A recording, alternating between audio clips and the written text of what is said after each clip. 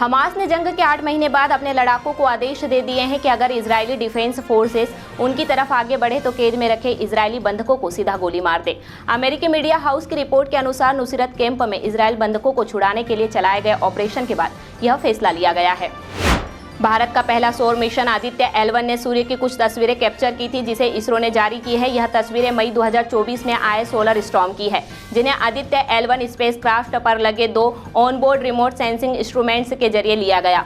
यह वही solar storm था जिसके कारण भारत के लद्दाख समेत दुनिया के कई हिस्सों में आसमान एक अनोखी रोशनी से लाल हो गया था।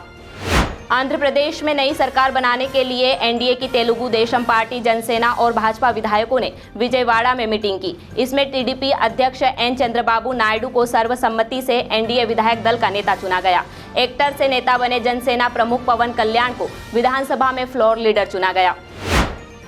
जम्मू कश्मीर के रियासी आतंकी हमले में घायल श्रद्धालुओं ने घटना को लेकर नए खुलासे किए हैं। उन्होंने कहा कि भगवान का शुक्र है कि हमले के बाद हमारी बस खाई में गिर गई। अगर बस खाई में नहीं गिरती तो आतंकी हम सभी को मार डालते। खाई में गिरने से हम जिंदा बच गए। जब तक सभी यात्रियों की चीख बंद नहीं हुई तब तक गोलीबारी जारी रही।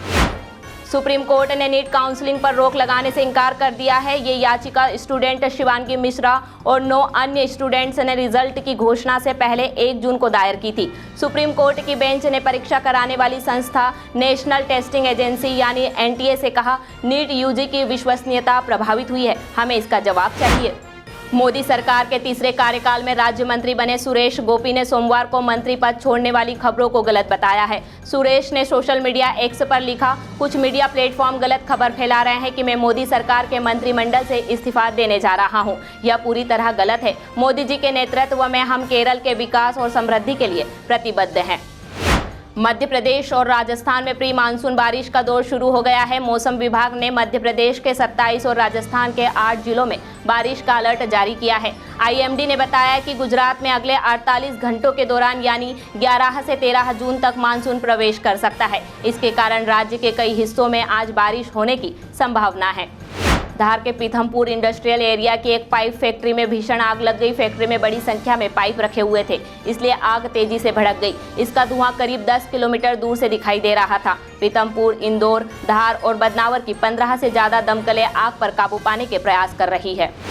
छत्तीसगढ़ के बलौदा बाजार में सतनामी समुदाय के प्रदर्शन के दौरान उपद्रवियों ने 75 बाइक, 20 कार और 2 दमकल वाहन को आग के हवाले कर दिया गया।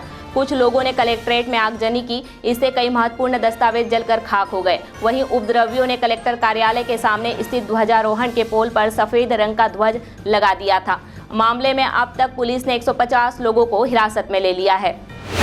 उज्जैन में बार बार चालान होने पर ई रिक्शा के ड्राइवर ने खुदकुशी की कोशिश की। जहर खाने पर उसे जिला अस्पताल में भर्ती कराया गया है। घटना से नाराज सभी ड्राइवरों ने महाकाल थाना घेर लिया। 500 से ज्यादा ई रिक्शा ड्राइवर जिला अस्पताल में जमा हो गए। यहां भी नारेबाजी की। सड़कों पर यातायात के दबाव को देखते हुए प्रशासन ने शहर में 2 शिफ्टों में इन्हें चलाने का प्लान बनाया है। इंदौर में बीटेक की छात्रा ने सुसाइड कर लिया। पुलिस के अनुसार बुरहानपुर के रहने वाली वैष्णवी चौहान का शव कमरे में लटका मिला। वह इंदौर में किराए के मकान में रह रही थी। रूम से सुसाइड नोट मिला है, जिसमें लिखा है, अब सबसे विदा लेने का वक्त आ गया है। मैं सबकी उम्मीदों पर खरी नहीं उतर पाई। जो मुझे बनना था वह नहीं बन पाई। माँ, पिता, भाई, मौसी, माफ कर देना।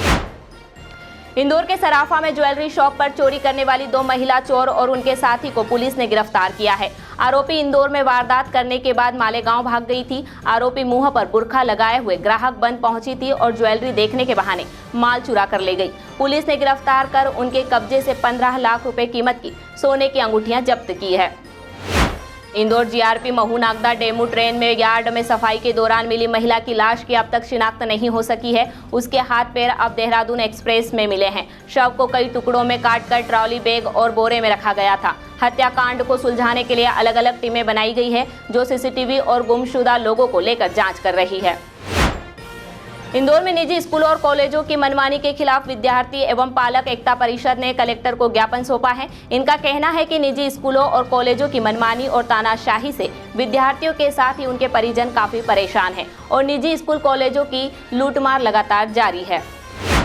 तेजाजी नगर के रिवेरा फार्मा हाउस पर देर रात हुई रेव पार्टी के 48 घंटे बाद भी पुलिस आयोजक पर ठोस कार्यवाही नहीं कर पाई। पार्टी के मैनेजर को मौके पर पकड़ने के बावजूद पुलिस ने जब्ती पंचनामा नहीं बनने के कारण सिर्फ नोटिस देकर छोड़ दिया था। इसके बाद से गायब है।